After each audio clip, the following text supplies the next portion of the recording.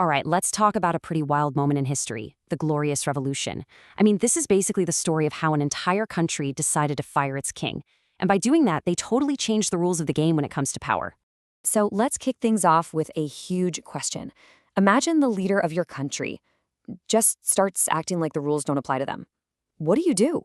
Especially back then when you couldn't just, vote them out. Well, this was the exact situation England found itself in way back in the late 1600s. So who was this king? His name was James II, and he was right in the middle of this huge showdown with his own people and his own government. Things were getting really, really tense. Okay, so there were a few big problems that were all bubbling up at once. First off, James was a devout Catholic, but England was a very, very Protestant country. Back then, religion and politics were totally intertwined, so a lot of people were worried a Catholic king wouldn't respect their rights. Second, he just started ignoring laws that Parliament passed. Third, he kept this big professional army hanging around even when there was no war, and that made people pretty nervous. And then came the final straw. He had a son. This meant the possibility of a long line of Catholic kings, and for many people, that was a deal breaker. They were afraid it would mean the end of their laws and traditions for good.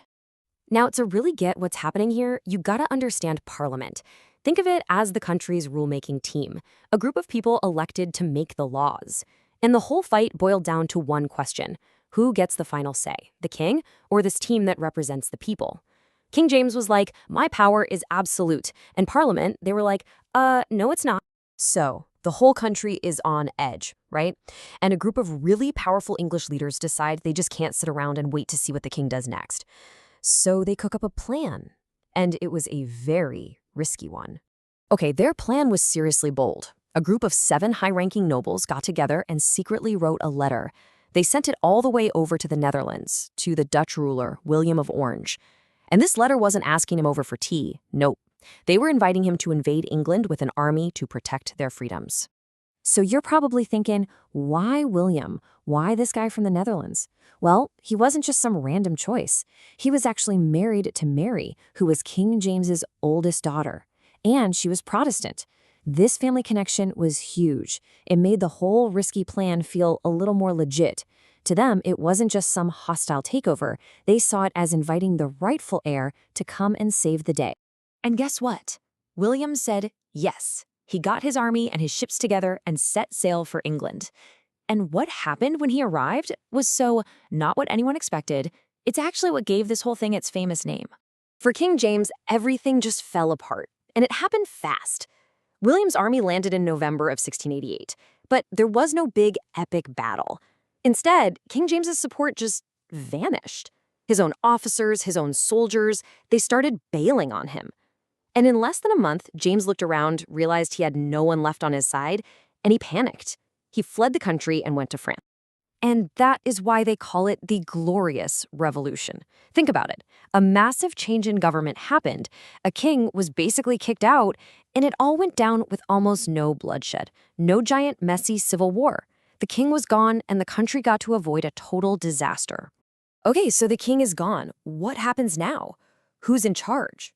This is where Parliament made a really smart move.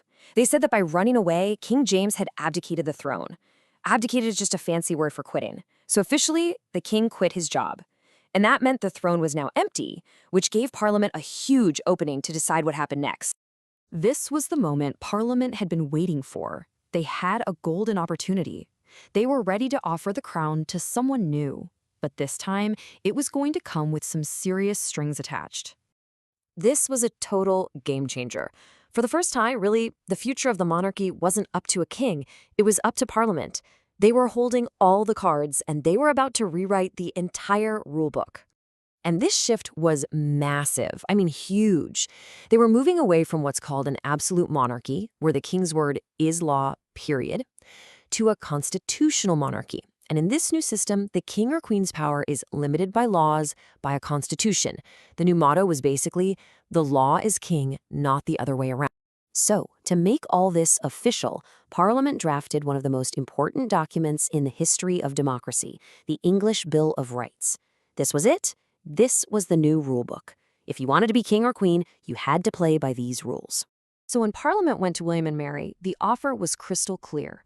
You can be our new king and queen, if you agree to this list of rules first.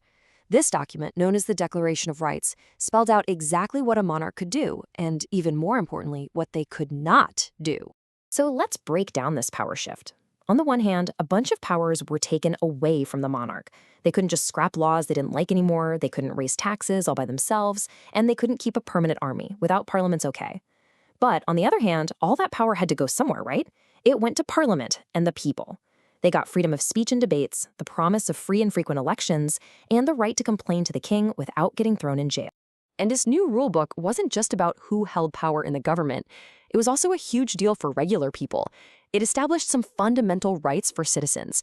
Things like you can't be charged a ridiculous amount for bail, there can be no cruel and unusual punishments, and you have a right to a fair jury in a trial. These are ideas that protect people from the government getting too powerful, and they're still incredibly important today. Okay, so a king gets fired, a new rulebook gets written. This all happened over 300 years ago. Why do we still talk about it? Why does it matter? Well, its legacy is quite literally all around us.